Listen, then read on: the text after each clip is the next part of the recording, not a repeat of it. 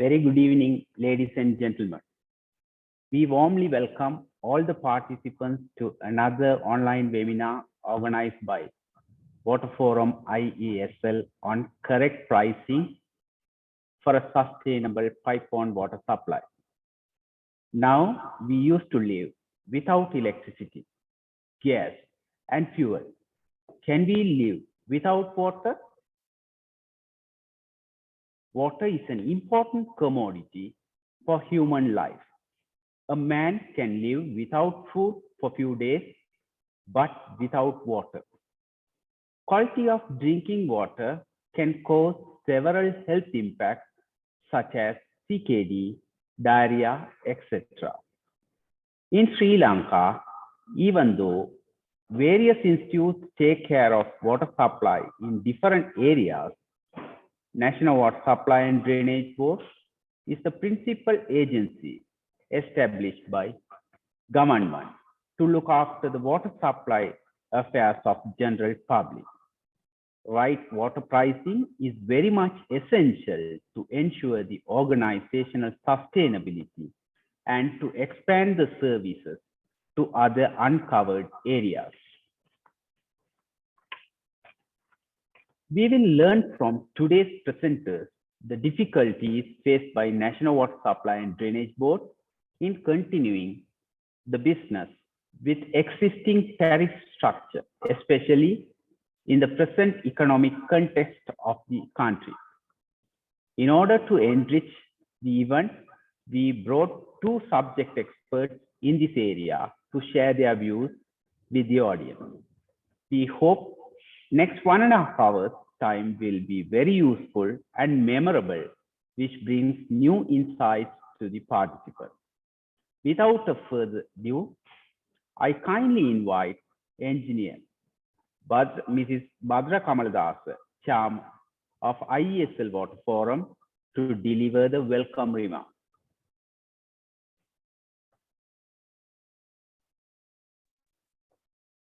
Thank you, Srikaran. I'm sorry I have to switch off my video because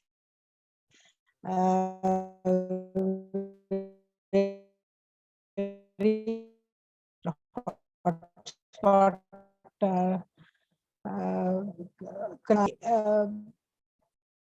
good evening to all of you. I welcome you all on behalf of the Water Forum of IESL to today's panel discussion on this topic, correct pricing for a sustainable pipe-borne water supply.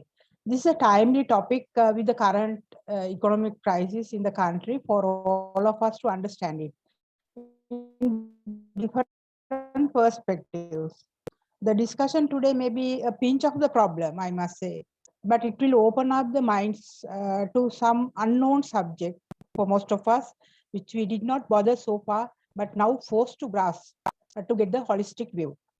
So as the prime professional institution in Sri Lanka, we have the responsibility to make forums for this type of discussions, panel dialogues and panel discussions, which will expand the horizon of the participants, especially the engineers who take the decisions at the policy level and also implementation level of many projects. So I warmly welcome panel members today, Engineer Dr. Vasantha Ilangasinghe and Engineer S.G. Rajkumar, who very kindly consented to devote their time in preparation of the presentation and also sharing their knowledge with us at today's webinar. And also the moderator for the today's discussion, Engineer H.K. Hapuarach, I warmly welcome you too. I welcome all those joined physically at IESL and also all those through the Zoom to listen to this eminent resource persons. I kindly invite all of you in the audience to join the discussion after the presentation for us to make this webinar more fruitful. With this warm welcome, I wish you all a very fruitful evening with a very fruitful discussion towards the end. Thank you very much. Thank you, Madam Bhadra Kamaldas, for that great welcome speech. And before we move into the next agenda item, I want to make a kind notice to the participants. All the participants are kindly requested to mute their microphones during the session, and we will be having the panel discussion at the end of the session. And if you have any questions, keep them posting in the chat box using the chat options available in Zoom.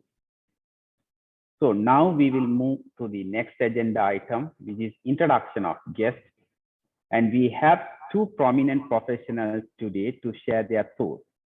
In order to introduce the first speaker, I kindly invite Engineer Mrs. Nalaini Gunawardena, Member, Water Forum, IESL. Engineer Nalaini, virtual floor is yours.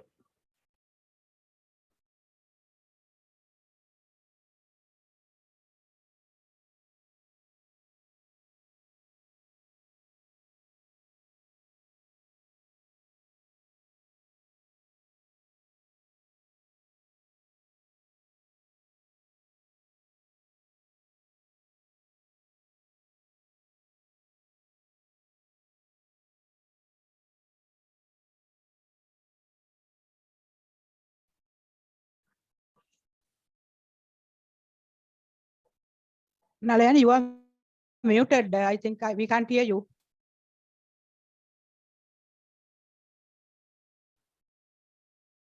Thank you, Engineer Sriharan. Good evening, ladies and gentlemen. Welcome to correct pricing for a sustainable pipe-borne water supply. I am Nalaini Gunawardena. Why should water be priced? Water is used for several purposes, such as agriculture, irrigation, pipe-borne water supply, etc., etc. What is the present water pricing for pipe-borne water supply? In Sri Lanka, National Water Supply and Drainage Board is the sole organization responsible for providing safe drinking water supply. When comparing with other utilities such as Ceylon Electricity Board, Telecom, etc., at present, present National Water Supply Drainage Board water charges are very less. I would like to mention here that though other utilities are allowed to revise their rates on regular basis, the water rate has not been changed since 2012. It's almost 10 years. What a surprise. Considering the current crisis situation and economical downfall of the country, at this juncture, Water Board has to move for a correct pricing to sustain the our organization, National Water Supply and Drainage Board. Let us listen to basic information National Water Supply and Drainage Board, sources of water, system efficiency, cost analysis, especially consumer behavior, etc., etc. By an engineer who has nearly 33 years experience in the National Water Supply and Drainage Board, especially in the commercial section over 7 years. Also, he has obtained his BSc Honours Civil Engineering from University of Peradeniya, Masters from University of Moratuwa, and University of Aalborg, Denmark. He is a fellow of IESL and member of Water Forum. Please welcome Engineer SCG Rajkumar, Additional General Manager Cooperative Service of National Water Supply and Drainage Board to this platform. Before handing over to Mr. Rajkumar, there's a small announcement. As Mr. Sriharan said, while presentation going on, you all can post your question in the chat box. After both presentation will be finished, after finishing both presentation, the discussion will be held. Thank you. Over to Mr. Raj.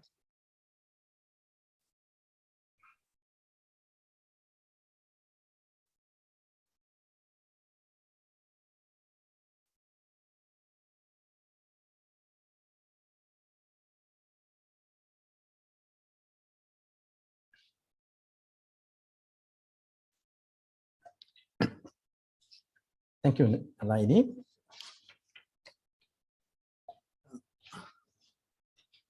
Chairman of Water Forum, President-elect IESL Mr. Kamal Laksari, and members of the Water Forum and colleagues. It's a great pleasure for us to speak to you all about the current topic of correct pricing for water for sustainable water supply. Well, when you look at these two pictures, on the left, you get the water that's coming from the nature. On the right, it shows a crystal clear water, which is coming at the pressure that you need at the location, what you want. And this is the expectation of the customers. Value additions had been done to transform the natural water, which is free, to a level that is at your convenience. This clean water is being used for consumption, which actually contributes to better healthcare and reduction of expenditure on healthcare as such. Even the factories that make use of this water are in a position to reduce cost on cleaning water and also bring in additional revenue on US dollars.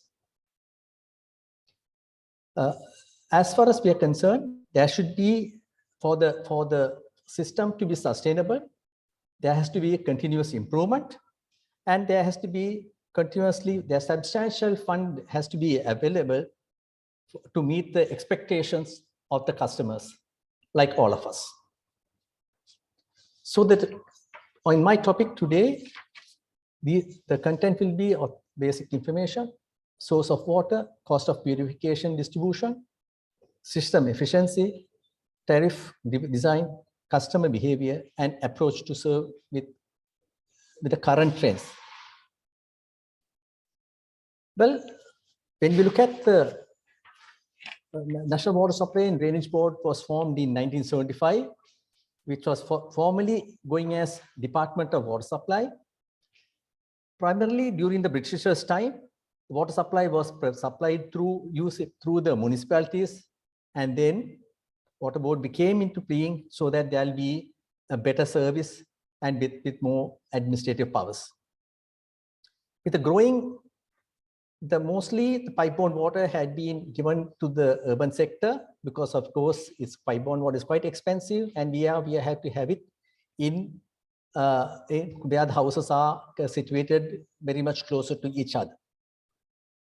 Originally, the water had been being given as free of charge, but then once you start metering, you will be in a position to reduce the wastage that occurs.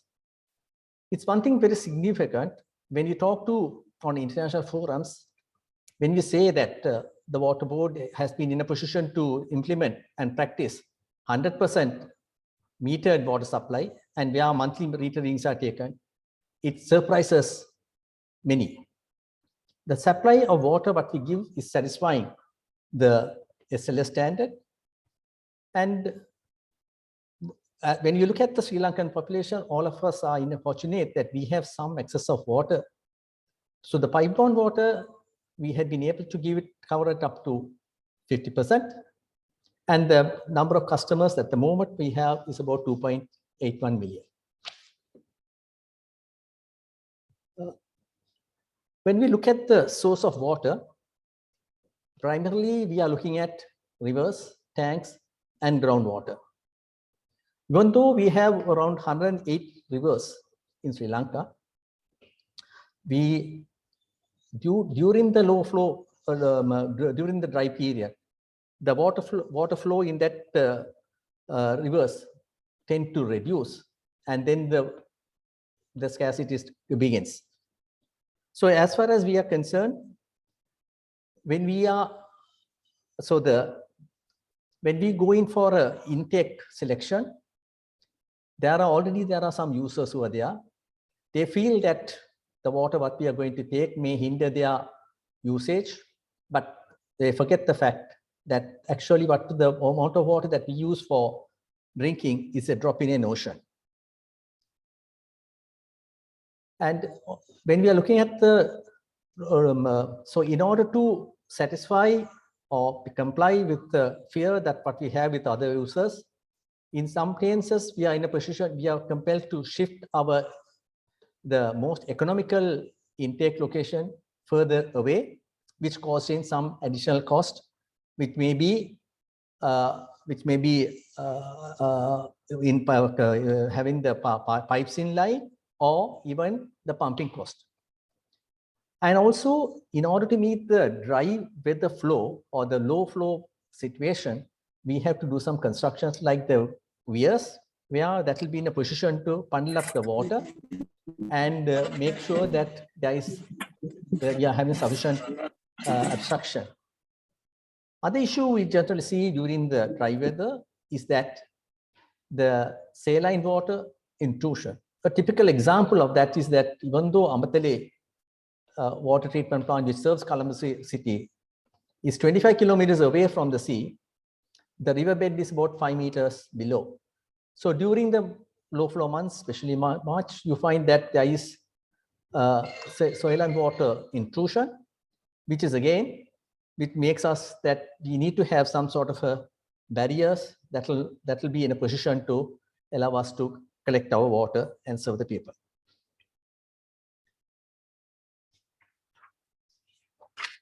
Now, when we look into the water supply per se with a full treatment plant, now the top portion which I'm showing here is at the river level or the water level, where we have the river here, or we may have a dam or something. The water which we are going to get has to be screened in a grid chamber or prevent any leaves or any other things coming or any other sediments to come in, that will be collected up, and that has to be removed up here, and the water has to be pumped up. When you look at all these structures, these structures are being constructed at the river level, where during the construction period, there is always a chance that there could be flooding. So this structure is quite expensive as such. And to thereafter, the water which has the main treatment plant, which is shown here, is generally kept at a level which is above flood level. So we need to pump this water from the bottom level to this level. So there's a piping involved, there is a power supply involved, and continuously we have to. So then the water that comes into here gets aerated, and that gets flocculated, where we used to use the chemicals, which is again an important material, in order to form flocks so that the heavy particles could settle, and that could get settled here. And then thereafter, finally we are sending it to the filter bed, where we are in a position to filter. And here again we have the backwash pumps and all this. And the treated water is stored in a ground reservoir, or it's and thereafter it is being pumped to a higher elevation storage reservoir or a tank.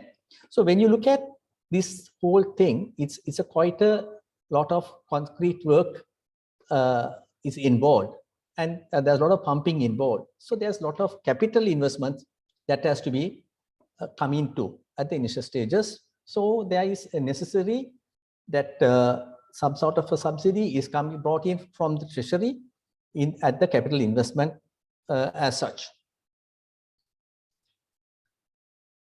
So while taking to that, the different factors of that one, when we take a water supply scheme, we have to also lay the reticulation, where we had to excavate and work in the pipe area, where you can see that there's a little bit of night work done, because most of the pipe work, if it's been done along the road, it has to be done during the night time, where causing minimum traffic disturbances. And sometimes when it becomes a waterlogged area or something, we are compelled to have some shoring has to be done. And also sometimes when you have the larger diameters being piped, for a particular day, we are in a position to only one pipe or maximum two is very rare. So all these are all cost factors which are coming into the construction of a treatment plant and auto distribution. So moment you do all that, the capital cost for a new connection will go up to about 0.5 to 1 million. Then but the customer who is applying for a new connection, which is a service connection, of course, we are giving it at 17,500 minimum. Further to that, whatever the systems you have to maintain them on a regular basis so that the customer satisfaction is maintained. So in the process of the customer has a expectation, the water that is delivered to his premises is kept at a pressure that he requires. So we need to have the storage tank at elevated position. There's a lot of pumping involved, and even whenever you have the system, there are maintenance work coming in as routine of some repairs to become. We don't know at what time the repairs will come, so we have to maintain the staff and everybody on a 24/7 as such. Basically the income on sale of water is coming through the billing and collection, where we have to expect. The meters are fixed in the customer premises, and we have to visit each customer premises on a monthly basis to issue them the bill on the current reading on a real-time basis, and also make arrangements for the collection as such. And all these operation and maintenance costs, that is, which is not relevant as a capital cost, is borne by the organization. So the organization has to collect revenue in order to serve back to the people. When you look at the historical pattern, the main component what we use is the power supply and the chemical cost. Chemical cost, the power supply has been virtually a constant, thanks to the CEB to have maintained its tariff in the same way for a long time. But we didn't have the freedom on the chemical cost, which has shown that it has gone up. So the chemical cost going up, even though maybe the market could have played, but that also in previous studies shown that the quality of the river water deteriorating. In order to minimize or educate the people about the deterioration of water quality, already we have a system where there's a water safety plan which is being implemented, which the people from all the places, they go and meet the stakeholders, the local authorities, and all the people who tend to send their dispose into the river, or who could contribute to the water quality deterioration, are partners and educated. And then we see that the deterioration of water to the rivers or the source is minimized by educating the people. Right. Mostly everybody thinks in the form of a system efficiency. Well, currently, when we talk of the water board, the all island non-revenue water, or we may call it as losses that are happening in the system, or the water that does give revenue, is standing at 24.3%.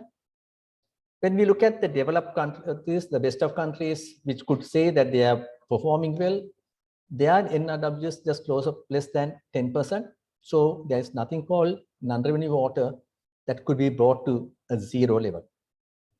But it's true that we got the water board was not a new organization. It took over from the municipalities and different organizations where the pipeline and the distribution had been built during the Britishers' time, and those are still in existence.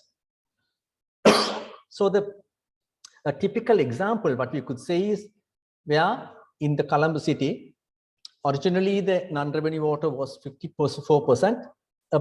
A mega project was implemented where we wanted to replace 800 kilometers of pipe out of 1,000 kilometers at an investment of 275 million. So with the intention that we can achieve 18%. So but the thing is, it should be clear that when you have an old system and when you have a pressurized pipe, always the pipe tend to move towards the low pressure area as such.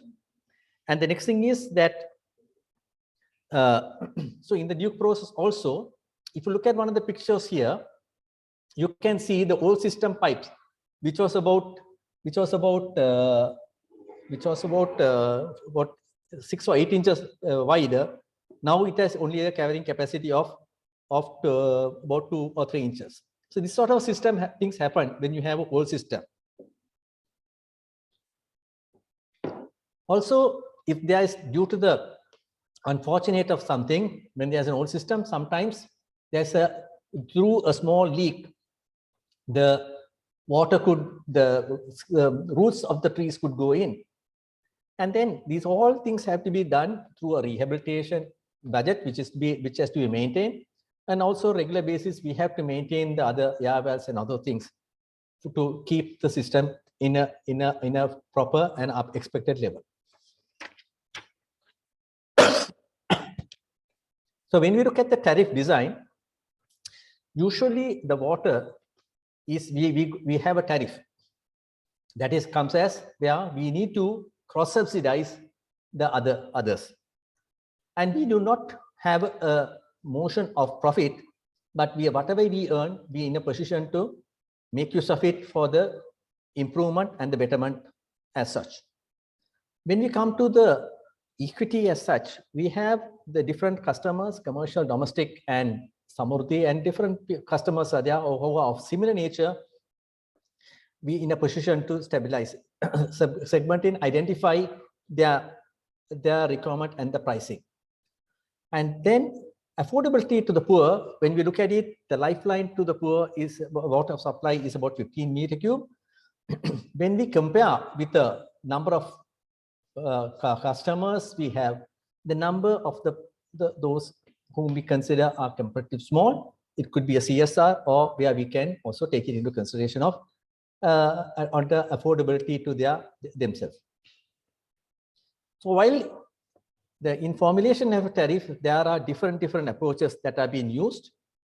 One is you have a uniform tariff, which is of course, how much you use, you are in a position to it will just a direct proportion to the standard rate. Other one is that we have is that it's a linear increase in linear, where it increases with the consumptions what you are having. Other one is the decreasing block, where you know your earlier smaller consumption you pay higher, and as you go by, it comes down as block form, it comes down, and then you start playing lower. But the water board adapts the increasing block tariff structure, where the initial tariff is lower, and thereafter it's in the present. Thereafter, once the consumption starts increasing, it goes up higher and higher as such. So the success story of water board is that our block tariff, we are in a position to have it as in 5 meter cube increment at the initial stages, and that has worked out. But at the same time, when we are in a position to have when you go for a block tariff which is going up, sometimes when you go from the 10 to the 11 unit, if the increase is significant, the customer and the person who reads the meter, there can be connivance. So in order to avoid that, we also had to be a bit more mindful.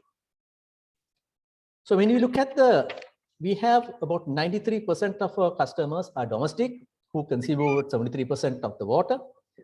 And when we look at the commercial sector also, there's 8% of the customers who are consuming about 27%. So we are looking at the cross-subsidy part of it. So when we look at as a design parameter, we expect people to use much more than 120 liters in the urban sector. But when you look at overall, there's a large number of people who are using, even in the Western sector where you have more money coming in, and also in the other areas, the amount of water that consumed is less than the theoretical expectation as such. So, but the only thing is, there is a other side of an advantage what we have, that BUPCO, even though they use less than the predicted amount, this is also beneficial that a new treatment plant construction date could be shifted or even postponed for a longer period. Now, when we look at the average cost of the water, what we come to your doorstep is about 48 rupees per meter cube. And when you look at the amount that is being charged by the people, paid by the people, it is about much less than the average cost to the people. So in other words, it says that all of us are getting subsidized, whether you are in Western area or outside, or most of us, our water is subsidized by somebody else. And also even during the period of COVID, if you look at it, that the consumption has just slightly increased by 10%. So it's not, even though everybody were promoted to have hand wash during that period, that also had not contributed to an increase in consumption as such. Now, when you look at this is the domestic typical bill. So this is the typical lifeline consumption, and this is a cost about 310. And this is comparatively a small amount. Yes, this tariff what we are today looking at is the one which we have been gazetted in 2012. It's about 10 years old. There are so many changes that has happened in other items, pricing increasing, but the water's pricing has been there, kept at the same for a long period, even though it was expected that the revisions should take place once in 3 years. Now, as per the tariff what we are having, you can see this is an exponential tariff for domestic sector. The higher you consume, you are going to pay a higher bill, and which also may make the person, the consumer, to shift to a supplementary source and then try to reduce the bill. Now, that's a big question will I like to comes to my mind. Why are we not allowed to revise the tariff on a regular basis while all other commodities act according to the market condition? So in order to find an answer to that question, I think when you have a project, there are certain studies done where they have taken areas outside the Western area in the urban sector. The people have shown that they have the capacity and the affordability. These prices have been taken about a couple of years back, so it's a bit smaller, but it was well after the 2012 tariff incorporation. Then again, when you look at the willingness to pay in the same area, the people have shown that only people, about small percentages, said we should not charge, and others have said yes, they are willing to pay this amount what we were close upon the tariff that we have been currently practicing. The areas what we have taken here are places where we have not been providing water, but we intend to provide water so they already are incurring expenses in trying to get water to their home places. Then again, when we did a project in Colombo City, converting the free water outlets to ownership, to pay ownership or the services, the people for generations had been enjoying free water. There was a little resistance from here and there, not many people. This was a segment which was politically powerful and had very close to decision makers. Even the management of the board, whenever there was interference or request made to say that we should not charge, they were firm that all the premises had to be metered and they have to pay for the water. There was no organized resistance, and that shows. And also, post implementation, continuously we have been in a position to see the people, after installing the meters, they have been very regular customers in paying for the water. So that means people understand that they have to pay for water, and once they have been told and encouraged, they will continue to pay. Now, when you look at another product, another water supply, which is being allowed to be sold in the open market, where the market conditions play, the pricing of the 1 liter of water is 120 rupees. Maybe it was before this, it was about 60 or 80 rupees bottle. But still, the pipe-borne water 1 liter is only 1.2 cents. So you can see when you allow a market to play, what a difference comes in. And all the people who buy this water it's on their own bill they are buying. And where the thing is, the the marketeers have positioned this water, which is, we could say the water is equal or better, in their minds that the instill you had to pay such a high price for that. And you find whether it's rich or poor carrying these bottles for drinking purpose. So the question that is again coming to my mind is, people are willing to pay more. Why are we not acting according to the people's wishes? Are we in a cocoon?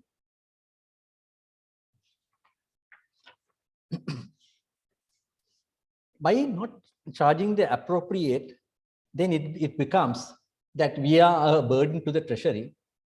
So the treasury, the money that could be used for other purpose, or the people who have not been having access to the water are paying for the water that are enjoyed by the people who had the privilege of getting pipe-borne water to their homes as such. So when you look at this graph here, one is the billing on the tariff blocks, and then you have the customers. You can see that there are customers who are not taking the water or zero consumption, they have the connection. And you can just see that this block of people who are within less than 30 are the largest people who consume the water, and the other one whom this side are the people who should come into the level of cross subsidy. So you can, as I said earlier, all these people, domestic customer, 90% of the domestic customers are consuming less than 30%, and we are enjoying a subsidy in that process. One thing is when the product is priced low, there is a tendency for wastage, or there's less concentration on economic usage. So if there is a concentration in economic usage, then of course, we have a chance to avoid another treatment plant coming up. The similar way, when you look at the non-domestic sector, here too, you find large number of people, the customers are in the lower consuming, and only a few people who are there who are paying higher bill under the traffic block of this amount. So only few people are contributing to the cross subsidy as such here. So if I go into the non-domestic connections and the consumption tariff, you can see the people in the above 151 unit are the small number of people here are contributing to the higher higher numbers of consumption here. So when you look at the before, in 2012 we had the tariff, and then we had the tariff revision thereafter, how the customers have behaved. Here you can see that the customers more than 20,000 with the tariff revision have reduced their consumption. So these are threats what we have. Once moment you increase the tariff more than a certain amount, the customer will also try to make revisions or make adjustments that he will reduce the tariff consumption. And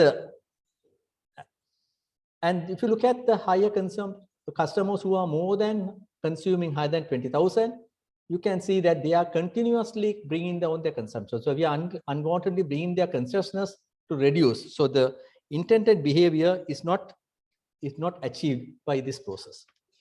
Now we do a small comparison of how the historical tariff had been. In 1991, the usage charge had been 1, and now if you compare it with that, it's about 12 times.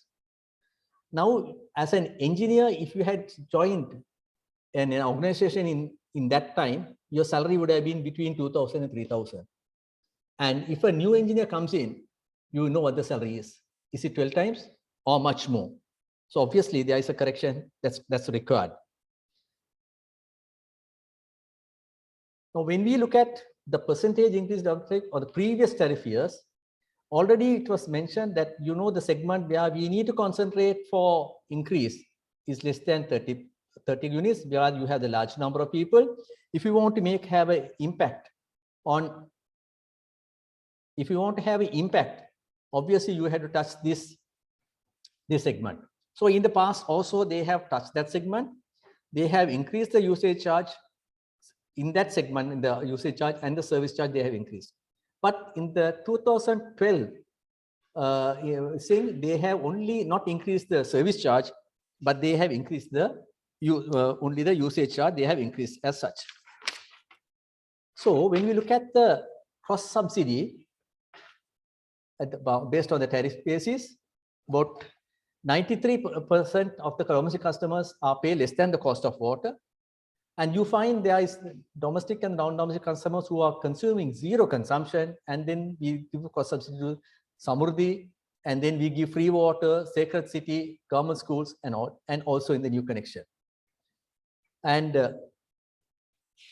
to serve the current trends, now the tariff what we are having has to be revisited, and there has to be sufficient funds there to satisfy the changing customers' expectation. Actually, the customers want a system where it is in with the international standards. So we need to have sufficient funds for that, like a remote reading or prepaid metering, or even on a better quality product. And obviously, we'll have to invest more on rehabilitation work, where that will not become a budget cut whenever there are shortfall, and also invest on R&D. Thank you very much for your patient listening.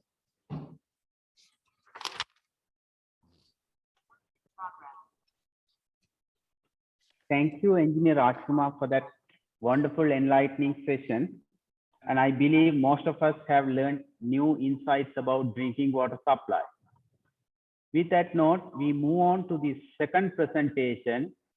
Again, to introduce the second speaker, I kindly invite Engineer Mrs. Nalini. Engineer Mrs. Nalini, virtual flow is yours.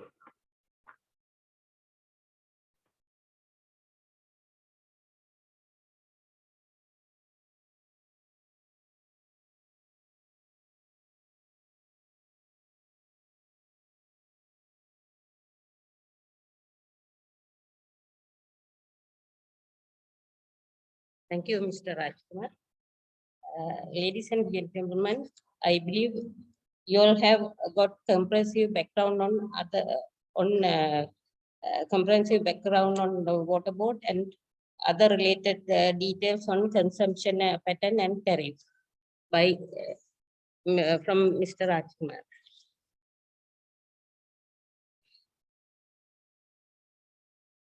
Next, we will move to how a sustainable pricing system can help in order to improve the service and overall water facilities. In sustainable pipe-borne water supply, all costs involved in the water supply and services are recovered, including environmental and social costs. Pricing should be taking into account all costs incurred from source of water to end user point. That means up to household.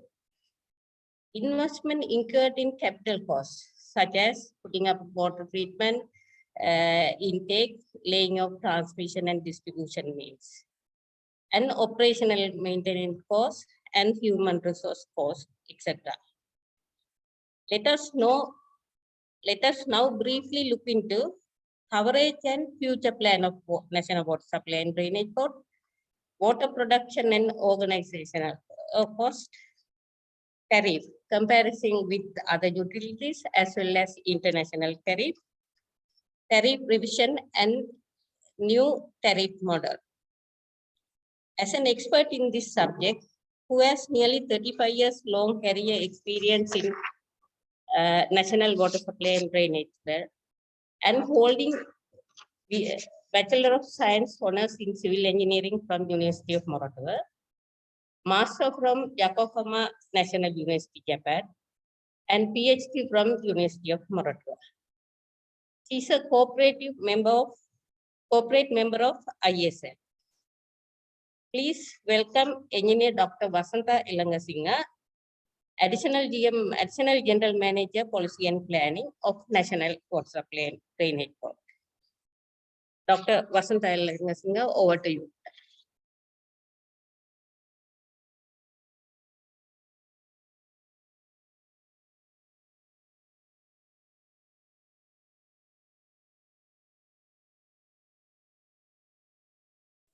Okay. Thank you, Nalaini.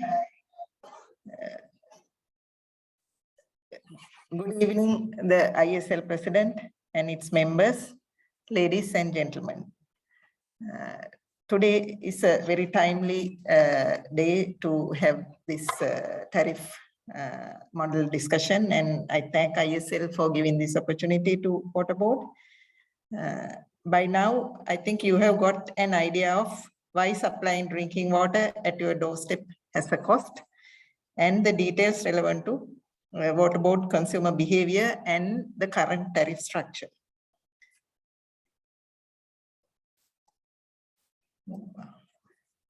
I will discuss, my presentation will have three main sections. The present water supply coverage and future plans, and international water tariff scenarios, and development of how we develop the 2022 tariff revision. So the Water Board as the main organization, we are covering about 40% of the country's population with pipe-borne water in 2020, and we are planning to cover by 2025 about 79%. So today in 2022 we are covering 45% of the country's population with pipe-borne water. Vasantha, your slides, please put it on the slide mode, and it's not moving. It's not moving. Okay. Please put it on the presentation mode then. Please put it on the presentation mode. Is it okay now? Please put it on the slideshow. Slideshow. It's in the slideshow mode. No, because we can see the side, the left-hand side, we can see all the slides. You have to press that. Yeah, that's right. Press that. Is it okay now? No, yeah, I think the third cursor you have to press it to come.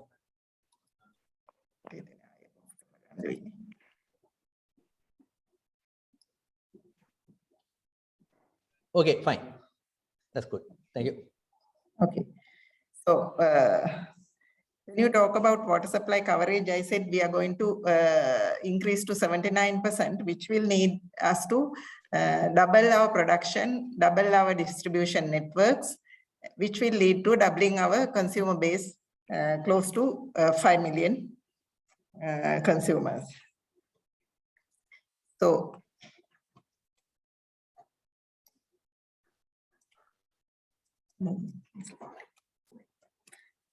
for that, we had the corporate plan of Water Board, which is launched in November 2020, and the total budget plan for this increase in coverage is about 1 trillion rupees.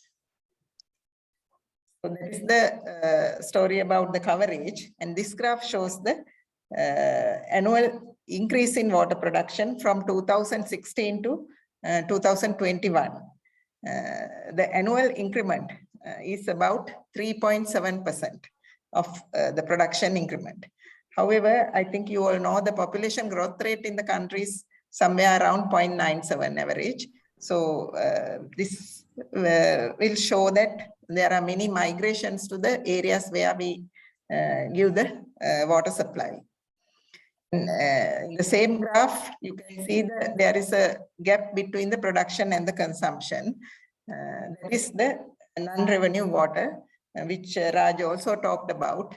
So as he informed, the current non-revenue water island average is about 24.6. And the graph in the left side is the situation of the non-revenue water in the other countries, where, as he said, we are not in a very bad position. India is 25%, and developed countries like Japan and Singapore, it's about 10%. So Water Board is planning to reach about 21% in by this 2025 our and so looking at this graph will show the income and revenue of the Water Board. So you can see our operation and maintenance cost is just balanced by the billing income from the water. However, in 2021, our expenditure was higher than the income because of the COVID period. We couldn't collect the revenue as expected. So recovering the operation and maintenance expenditure is marginal. Then before going to our tariff scenario, I would like to bring you through the tariff scenarios in international tariff scenarios. This table gives the international tariff scenarios. So as Raj explained, our tariff also have two components, increasing block tariff for the amount of water used, and then a fixed charge component. So this table shows the ratio between the fixed charge component and the usage charge component of different countries, where you can see in India, it is 138%, and Sri Lanka is having the lowest ratio between the two items, which is 20%. And here I have just put the CB tariff categories. The CB has only 6 tariff categories, whereas the Water Board has 14 tariff categories to accommodate the social segments with varying backgrounds and circumstances. So, having said that, this shows the NWSDB consumer base. So, our 2.8 million customers, out of this 2.8 million customers, 92% are domestic customers, and they are consuming 77% of the water produced, and the billing amount is 66%. When we take the domestic consumer, again you can see the variation of consumption between the tariff blocks, and also the variation of the number of customers between the tariff blocks. So you can see the 0 block, where our 10% customers are there. They are not using any water, only the fixed charge is going for them. So up to 15 cubic meters, altogether 58% of our customers are using only up to 15 cubic meters, and they are contributing only 13% from our income. So that is the, you can see the variation of number and consumption and the billing of our domestic 92% consumers. So I think it is obvious that revisiting the tariff structure is essential for the sustainability of the service. So with those backgrounds in mind, the key considerations we have taken up when designing the tariff, revision of the tariff, is all the data I have showed you, the existing consumer distribution among categories and their consumption patterns.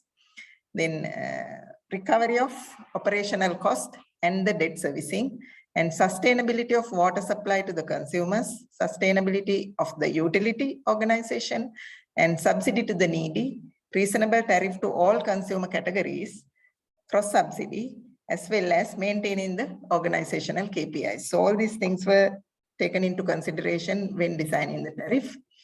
And here I have shown the unit cost, profit and loss scenario of water board. So in year 2021 with actual figures. So you can see the operational cost of a meter cube, that is water unit, is 45 rupees if the operational cost only considered. But if you consider the debt servicing component as well, it is 47 rupees and 50 cents.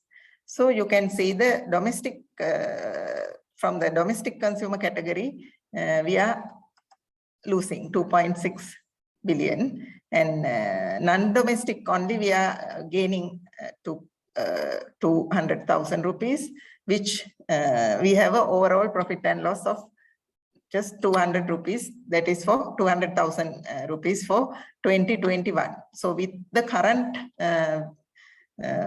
market price varying scenario, I don't think we can sustain in 2022 with the expected CB tariff increase and the fuel costs increase.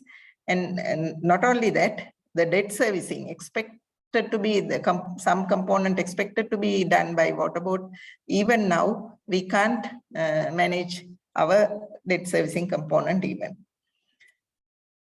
And then this slide shows what is the loss and profit distribution among the different categories. So domestic, through domestic consumers, we lose about 94%. Samurdhi and all those small percentages, but non-domestic minus 2%.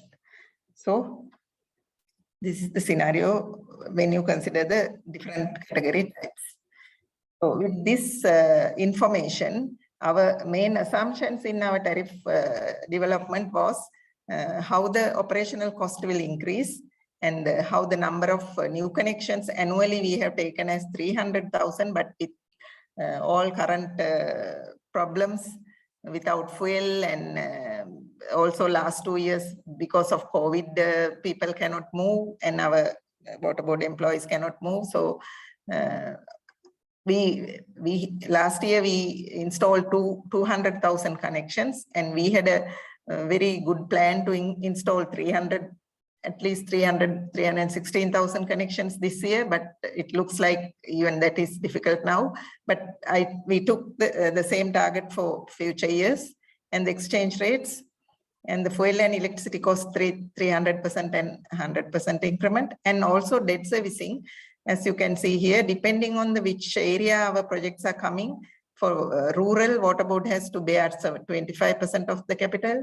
Urban, we have to bear 50% of the capital, and in say CKDU affected areas, Treasury bears the whole amount, and depending on the fund source also, sometimes we have to bear 100%. So taking all this information in hand, we have our statistical department has developed a mathematical model to model the future tariff.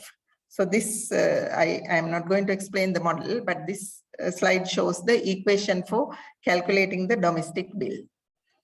And this slide shows the model developed for to find out the break-even slab, which means customers in which slab, this is for domestic consumers.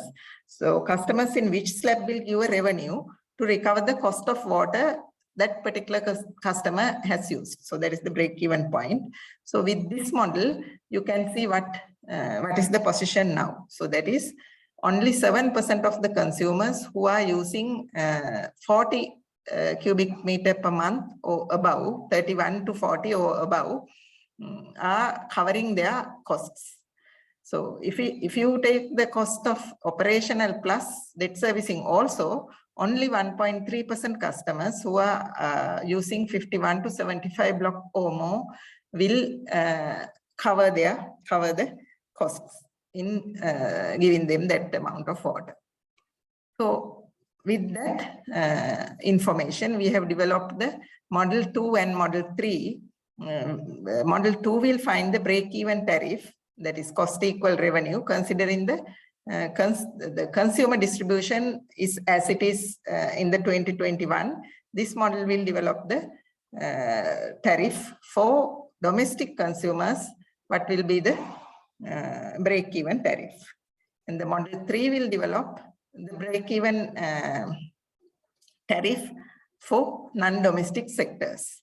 So in addition to that, there is a provision in this model to undertake if the Model 2, which is for domestic consumers, cannot break even. It is the presently case is break even, but this model we have incorporated the possibility to input any shortage from the domestic sector also.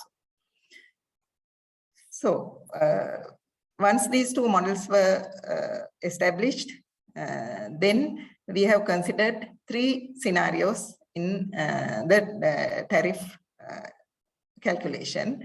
The scenario 1 is the recovery of the operational cost only, no debt servicing.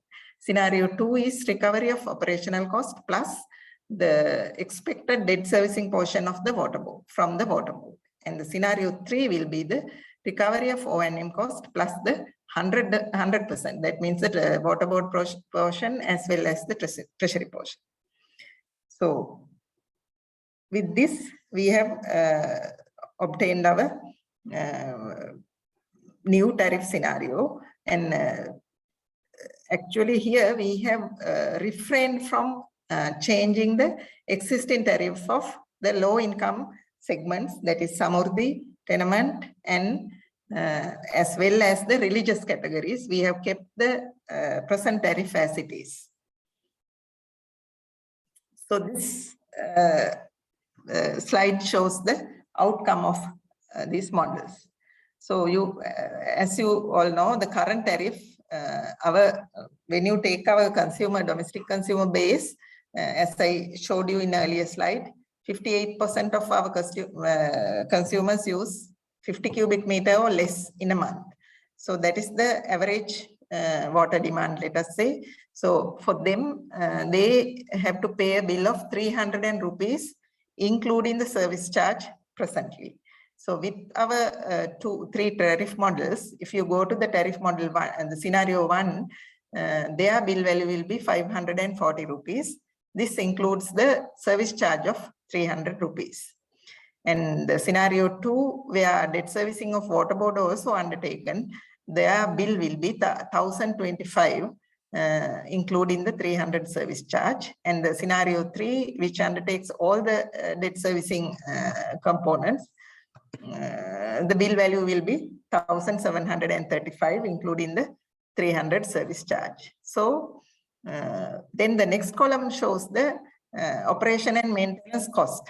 That is 5530 in the current tariff. In the scenario 1, only the operational cost is there, but the other 2 will accommodate the debt servicing also. However, you can see the revenue. Even with the new tariff, these consumers who are consuming 15 meter cube will not cover the operational cost. That is, we have to keep in mind. However, we have made this break even for domestic consumers by the tariff we have put up to the customers who are using the higher blocks.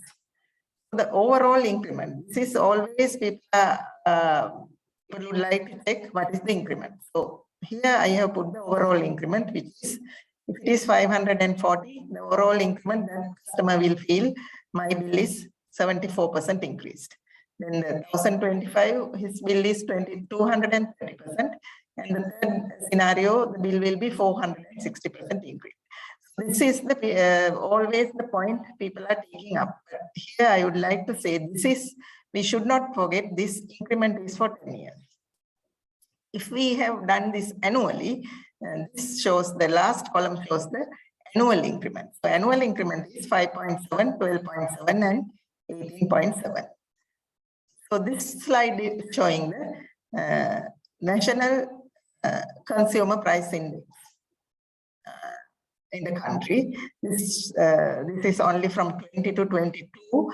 So you can see the national consumer price index is about 10% from 20 to 21, and from October 21, it has a very sudden increase, and now it is around 45%.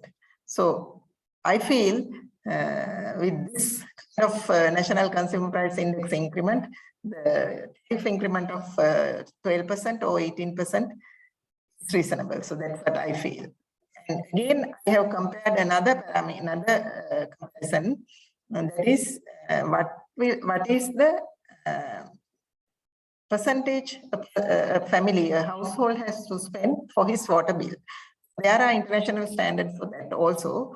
In this table, you can see the current bill, 310. We can compare it with the present scenario. So I have compared it with the consumer price index and the amount of household goods, cost for household activities people are expected to spend. It was 30,000 rupees in 2013 in CPI. So it is about 0.9% of the water. The cost of water was about 0.9%. Whereas if we take the NCPI for 2022, the cost of water, scenario 1, it is 0.8% to 2%. And if it is for the full debt repayment, it is 3%.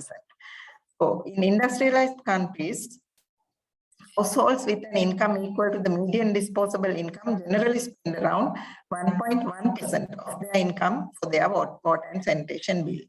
Poor households spend on average approximately 2.6% of their income. So even when you consider these international parameters, I think we are in a good position with the proposed tariff structure. The non-domestic category. So all those things I discussed was about the domestic categories. So if you take up the non-domestic category, again, using the model, we have calculated what would be the increase in prices for scenario 2 and scenario 3. You can see these are varying between 30% to 67% in scenario 2 and 26% to about 186% in scenario 3, except this, yeah, it is the scenario 3. So in the non-domestic tariff, since the unit price is covering up actual costs of water board, we have not touched the fixed charge there. We kept it as it is. So this table shows the change in average bill value for a domestic consumer for all the tariff blocks. So 86 goes to 390 in scenario 2. 15, as I said, go to 820,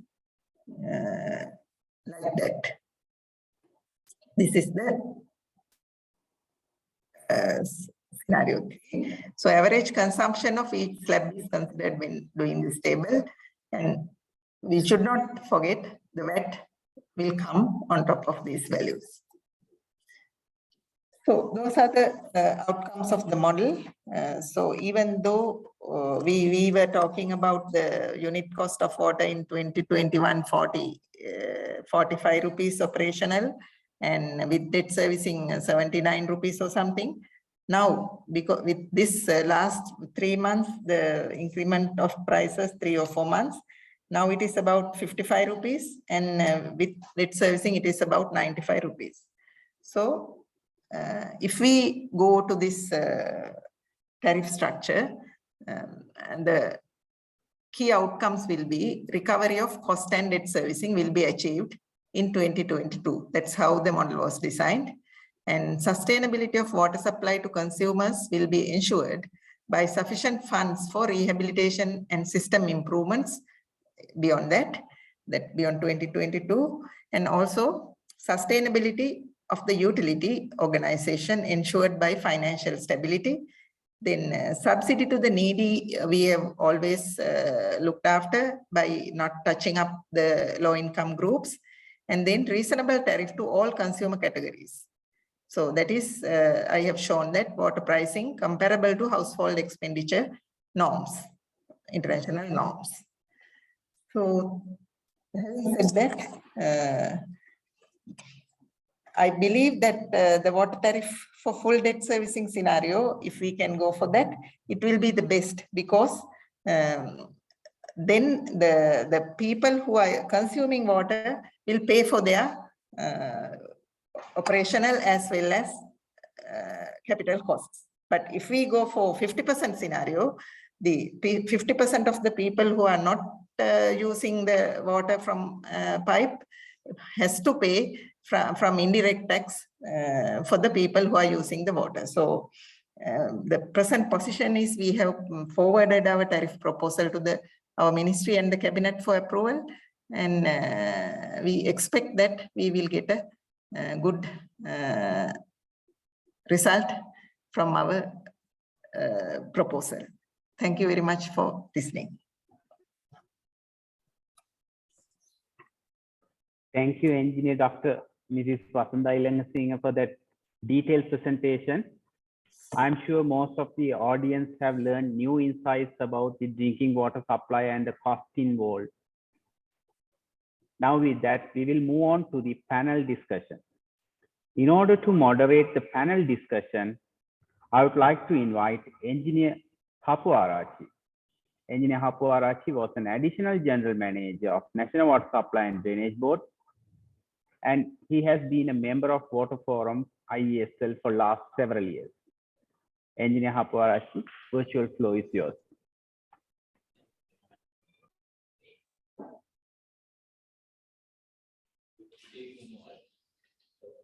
For the last 1 hour or so, we had a very useful discussion on the most essential basic commodity, drinking water, and also about the use for industrial purposes becomes a backbone of the country. So I don't want to take much time since we want to conclude the programming in half an hour or so. So we have got several comments and also questions. You're muted. You're muted.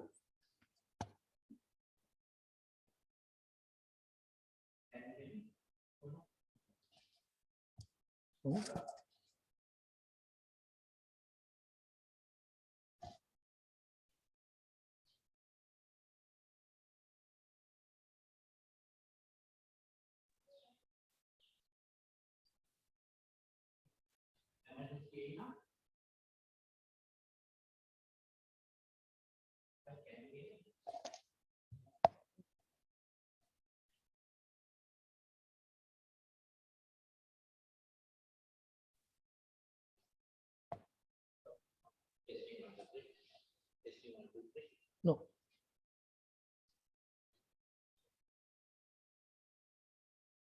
You come here. From them. That will be a problem.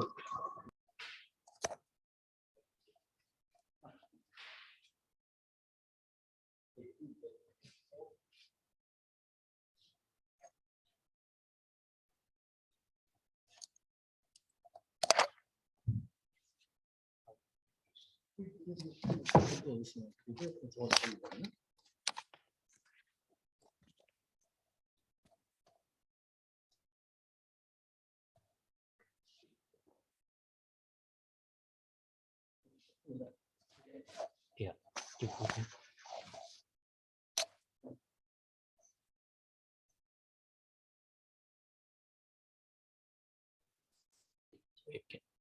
Can you hear me? Yes, sir. Now it's okay. It's okay. Okay. So sorry about the small hiccup.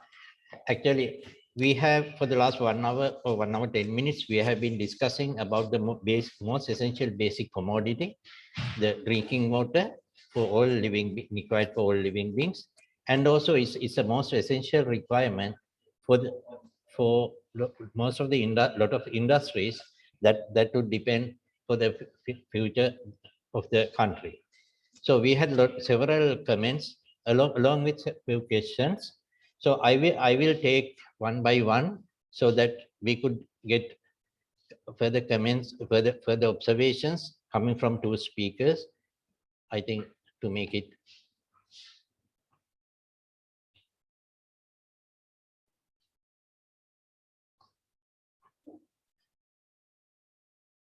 And our friend engineer Gerard Fernando has spoken about the tariff design aspects, need of a capital part of the, at least part of the capital cost to be incurred into the included into the tariff. I think this aspect has been discussed by Dr. Basanta. I wonder whether Dr. Basanta would have any more comments to be added there. But with Mr. Gerard, Engineer Gerard Fernando says is in tariff design, we need to consider about capital cost. The international policy is to include a part of the capital cost in the tariff, although this percentage may change depending upon government policies. In a sustainable tariff, it must be considered. Dr. Vasanta, you are muted. Thank you. Okay, so as I explained, the capital debt servicing, capital plus interest is included in the tariff, and as in theoretically this component should go to the fixed charge, but if it goes, the total amount goes to the fixed charge, it will be a very high fixed charge. So between the two, we have balanced and included in the scenario 2 and scenario 3. Yeah. Okay, and also what are the actions we are taking added to this one? What are the actions we are taking in the planning stage of a project, particularly in sizing of a water treatment plant and a water supply scheme, whether it is going to be a large size scheme or a set of small schemes? Do we have some kind of planning like that so that the operational cost could be minimized, Dr. Vasanta? Yeah, actually, when we, when deciding the size of the quantity of water produced in a new project, it basically looks into the number of people who are expecting water from that project and what would their amount of water they need. Actually, that's what we are looking into, not really the tariff there in the planning stage. Yeah. So, and the other thing is, since we are having a national tariff, we can't decide on the tariff specifically related to the cost we incur in the capital. Yeah. Okay, thank you very much. And also there is a question, I think Engineer Rajkumar would answer this one most probably. It is expected to lower the water wastage from nearly 50% to 18% through Greater Colombo project. Will it improve the efficiency of water supply and accurate bill collection? Did you consider this in the new proposal of the tariff? Yeah, I think, okay, I think in the tariff calculation, Vasanta's calculation, they have already considered the NRW reduction. So that's also part of the in the calculation, it has been taken into consideration. The billing is another aspect of it. It is again on the based on the consumption. So as far as we are concerned, our meter readers are visiting the premises, most of the premises within the stipulated time. About 90% of meters are meter readers are visiting the premises within 29 to 30, 31 days. They are visiting the premises. So as far as the reading values are taken correctly, and that will be further improved, strengthened by trying to reach a higher percentage on a monthly basis. Thank you very much, Rajkumar. And there is another comment coming from Engineer Gerard Fernando. Water for schools, water is not free. The government directive is to get it from the treasury, but treasury not pays it regularly. That is the situation. I think it's a known fact. Do you want to make any elaborations on it? Yeah, I think that's true. That's true because government does not give it on a regular basis, but we keep tapping and then wherever possible they try to give. So it's a bit of a, especially we are referring to the government schools as such, but we continuously try to tap on them and try to get it as such. Mhm. Yeah, and the other question is coming from Mr. Anthony to Engineer Rajkumar. It seems to me in the 2012 tariff change, not shown much progress in demand consumption pattern change or the reduction, I think, what he meant.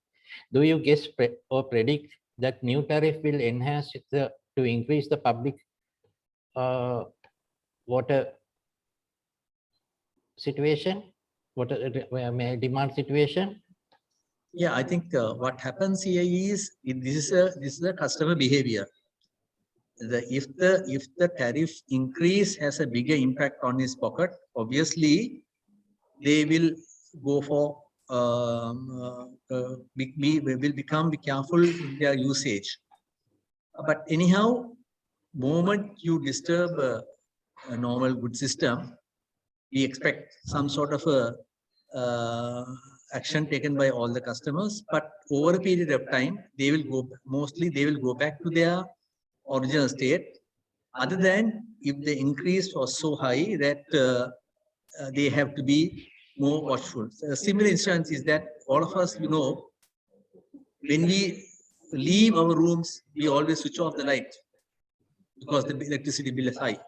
Yeah. But do we do when we see water drop from the tap at our home? Thank you. Thank you, Engineer Rajkumar. And there's a question to Dr. Vasantha. In this, because she presented 3 scenarios, and the question is, in the analysis, what is the cost included in this tariff? Suppose only the financial cost or economic cost. If it is economic cost, then what about the NRW as opportunity cost? Has the opportunity cost?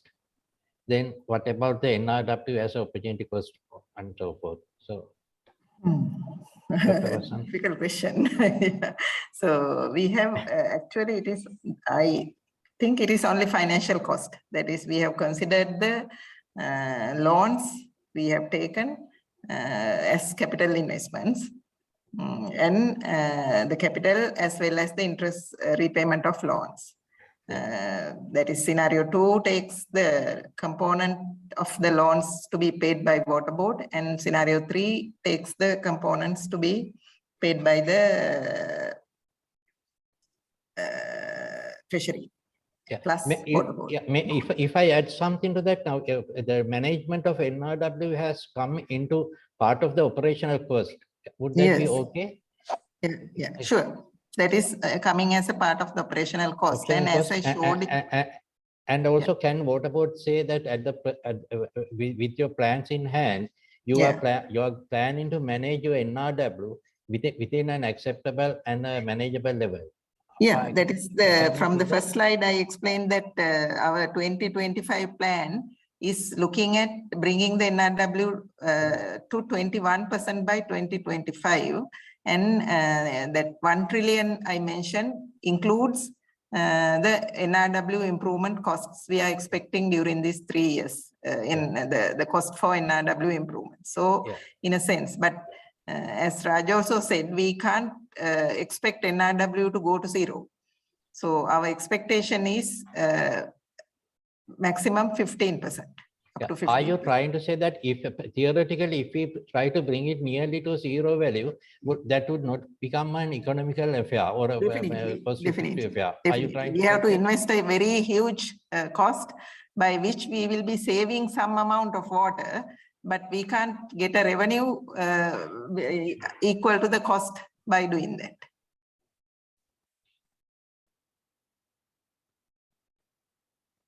Yeah.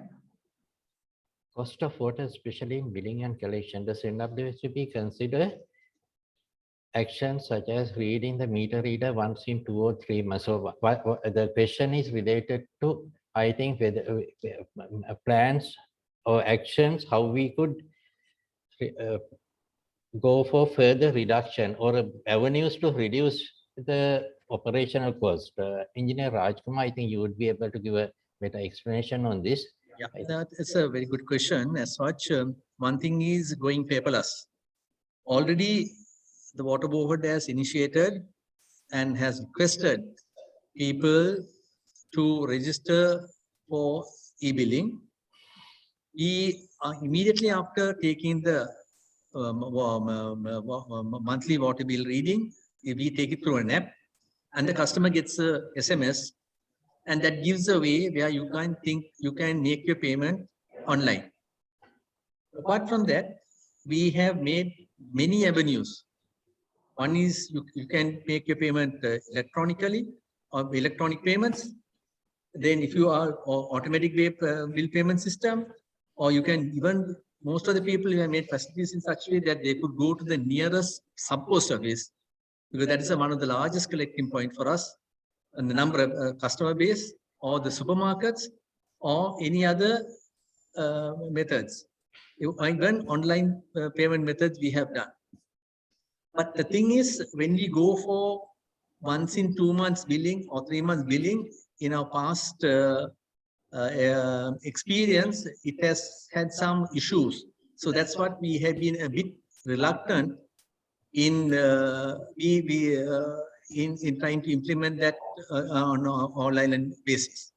Thank you. Thank you. Thank you, Engineer Rajkumar.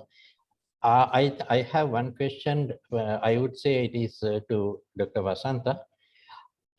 However, the cost associated with mitigating environmental impacts during operational activities, such as disposal of waste and other aspects, Dr. Vasantha? How about those costs? Have we taken any consideration? Actually, all those things will go to operational cost, as said earlier. So our from our revenue, we are investing money for rehabilitation, non-revenue water reduction, and efficiency improvements like solar power replacement and things like that. So this kind of scenarios, even if it comes, we have to attend them through O&M cost. So we have assumed we have taken up the actual 2021 costs, and then we have put up an increment for the future years. I believe that we can take up this kind of events with that available pricing scenario. Yeah. So that the general public is not inconvenience, or inconvenience to the public is mitigated to the acceptable level. That's what you are trying to say. Yeah.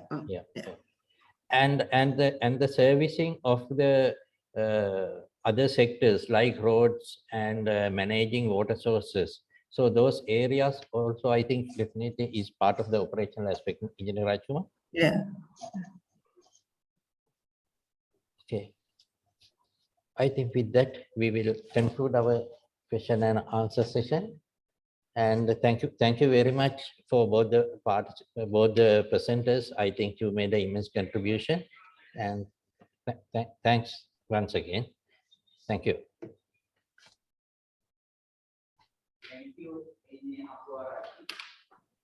Thank you, Engineer Hapu Arachi.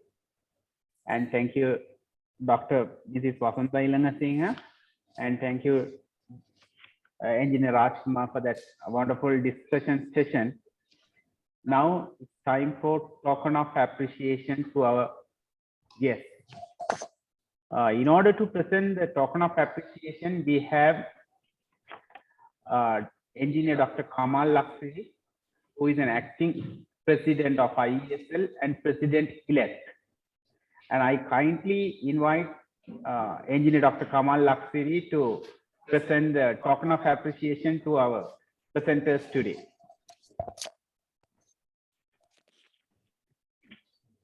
Yeah. So the first token of appreciation goes to the first presenter, Engineer Rajkumar. I kindly invite the audience to give a round of virtual applause to Engineer Rajkumar.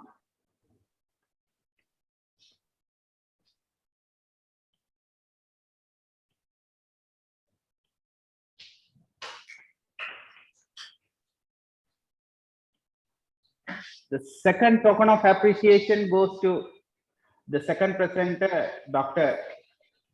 Mrs. Vasudha Ilanga Singh, since she is not present here, I'll show the token of appreciation virtually, which will be sent to her later.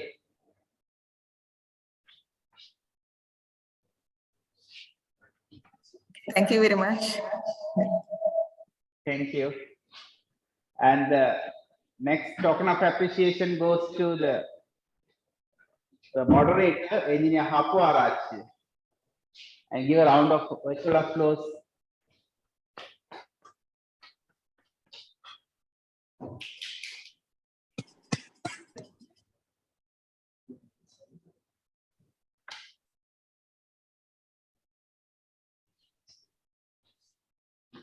Thank you, Engineer Kamal Lakshmi, for being here and awarding this token of appreciation to our presenters.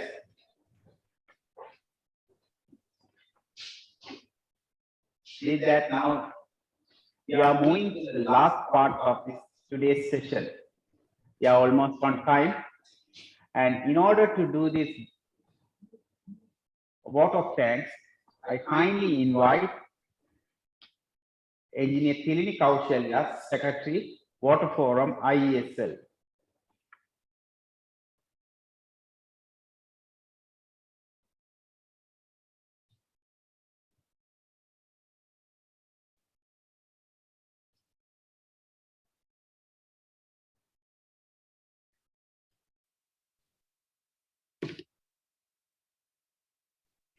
Good evening, Engineer Bhadra Kamalada from IESL, Engineer SGG Rajkumar, Engineer Dr. Vasanta Irangasinghe, and Engineer MK Hapuarachi, our resource persons today, Executive Committee members of the Water Forum, all the participants, dear ladies and gentlemen. It is my privilege to propose the vote of thanks on this occasion as the Secretary of the Water Forum. First of all, I extend my gratitude to the speakers today, Engineer SGG Rajkumar and Engineer Dr. Vasanta Irangasinghe, Additional General Managers of National Water Supply and Drainage Board, for sharing your valuable experience, knowledge, and opinion with us.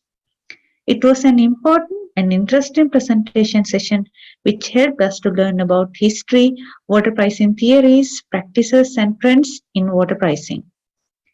Further, I like to acknowledge our gratitude to Engineer MK Hapuarachi, former Additional General Manager of National Water Supply and Drainage Board, for moderate this event successfully.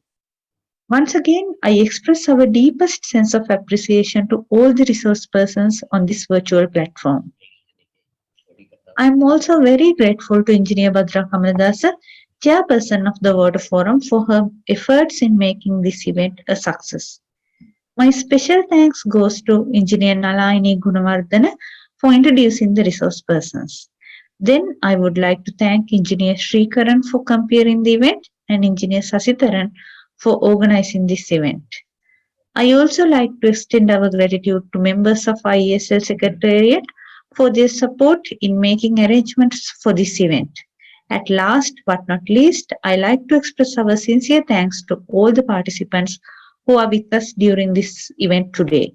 I hope this lecture series enlighten your understanding on water tariff. Thank you all again and wish a pleasant evening.